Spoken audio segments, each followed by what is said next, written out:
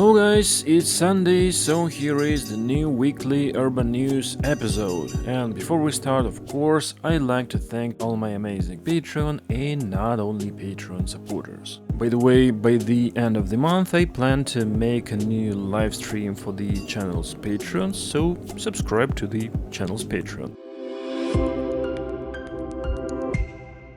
So, Jerusalem's only light rail line, the Red Line, was extended at both its northern and southern ends. The line has been extended by almost 3 kilometers north and by 4.5 kilometers south, and in total 12 new stops have been added. Also, 2 more light rail projects are moving forward in Jerusalem. The 19.6 kilometers Green Line with 36 stops is currently under construction and completion is expected in 2026. And also 23 kilometers Blue Line with 42 stops is at the planning stage. The Italian city of Trieste has finally reopened a unique funicular tram that has been closed since 2016 because of an accident. This tramline, which in its current form is unique in the world, is a 5.1 km long 1 meter gauge tramline that includes an 800 meter long slope section. And here on this slope, electric tram cars are moved up and down using a push trolley, also known as a cable tractor, in a funicular-like mode to overcome the 325 meter elevation difference, and all this works since 1928. After a collision between 2 trams in August 2016, the line was taken out of service for modernization, but despite promised funding, the work was postponed again and again. And on February 1st, 2025, the line was finally reopened to passengers using the rail cars built in 1935 and 1942. You know, sometimes there is a news that can only be reacted to with a "what?" and the next one is exactly like this. The Brazilian city of Belem is preparing for the COP30 climate summit, and during that process is building a new 4-lane 13 kilometers long highway that runs through the protected Amazon rainforest. The highway is supposed to provide traffic to the city, which will host more than 50,000 people, including world leaders who will arrive for a conference in November. So, in other words, they are cutting up protected forests to hold a forum where they will discuss the importance of preserving the forests. Although the state government claims the highway is sustainable and will feature animal crossings, bike paths and solar lighting, well, that changes everything, of course. Some local residents and environmentalists are still outraged by its environmental impact. Locals now afraid that the road construction will lead to even more deforestation in the future, as the area will become more accessible to businesses. The road also leaves 2 sections of the protected forest disconnected, so local scientists are concerned that this will lead to ecosystem fragmentation and disrupt wildlife movement. After the highway is completed, land animals will no longer be able to freely cross to the other side, which will reduce the area where they can live and breed. Meanwhile, the president of Brazil says that the summit will provide an opportunity to focus on the needs of the Amazon, show the forest to the world, and talk about what the federal government has done to protect it. So that's the story. You know, maybe I'm missing something, but perhaps they should have found another place to hold the climate forum that didn't require building a highway through the jungle.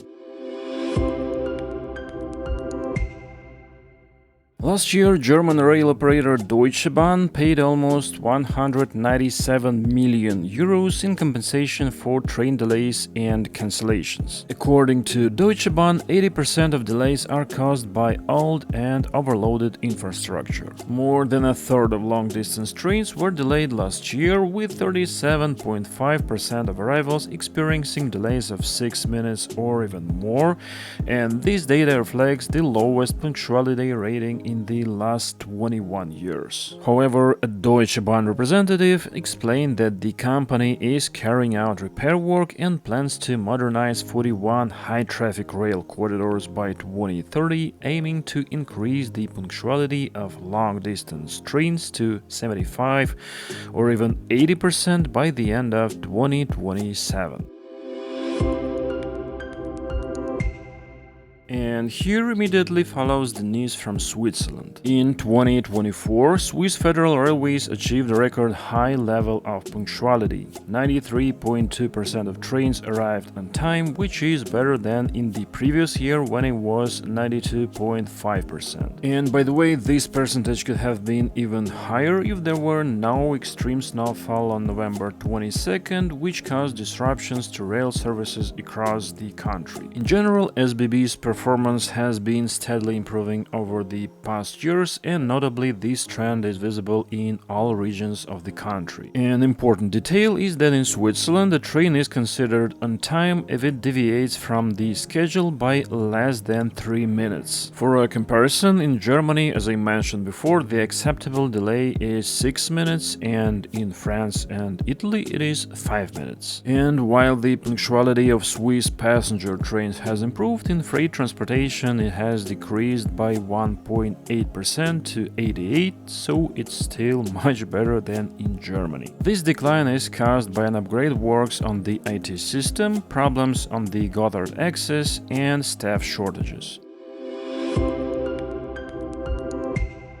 Meanwhile, Metro do Porto has ordered 22 new trams from the Chinese manufacturer CRRC for a total of 69.5 million euros. So the cost of one car is 2.93 million euros, which is significantly lower than the usual price of new trams in Western and Central Europe. The new LRVs will be delivered to this city from the end of 2026 to operate on the Ruby line, which is currently under construction. This line will have a total length of 6.3 kilometers and is expected to be commissioned in 2027. In total, Metro do Porto has 120 railcars in operation, including 18 CRRC units that the city received in 2023. These new wagons are designed for 244 passengers, including 64 seats, and their design was developed in partnership between CRRC and the Portuguese design studio Alma Design.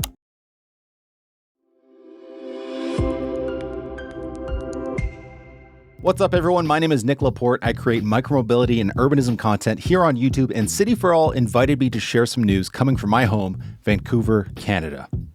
TransLink is the transit authority in the region and boasts the third highest bus ridership in Canada and the USA, and the second highest public transit ridership per capita in Canada, with a total ridership nearing 500,000 every day. The SkyTrain network now rivals that of the Washington, D.C. Metro, Chicago L, and Boston Subway. And extensions to our crown jewel, the automated SkyTrain, are well underway. The Millennium Line, starting from Coquitlam in the east, currently ending in East Vancouver, is getting a 6-station, 5.7-kilometer extension west to Arbutus. Much of the project can be observed along Broadway, with the completion set for 2027, with plans for extensions further to the University of British Columbia. The Expo Line is also receiving an extension from King George in Surrey to Langley City Centre. It will include 8 new stations and is expected to open in 2029. But it's not all good news. The provincial government has just released their budget, which is lacking any additional operating funds. TransLink has warned that its fiscal cliff of a budget shortfall of up to $600 million annually starting in 2026 could force it to perform steep service level cuts of up to 50% of bus services and 30% of SkyTrain and Seabus services, as well as the potential discontinuation of the West Coast Express commuter rail. This is simply not good for anyone and can kickstart a death spiral for transit, where people on the edge decide to get back in their car, leading to less funds coming in and the further decline in service. So please check out Movement, Metro Vancouver Transit Rider Union, for their work to help keep people moving. As for our cycling network, while we have had some setbacks like the removal of a bike lane in Stanley Park and the exclusion of lanes along the aforementioned Broadway corridor, there have been a few recent improvements. Travel between the downtown peninsula and the rest of Vancouver often requires crossing one of 3 bridges over False Creek. The Burrard Bridge hosts one of the busiest bike lanes in North America. Cambie Bridge is also accessible by bike, but Granville Bridge has been the odd one out.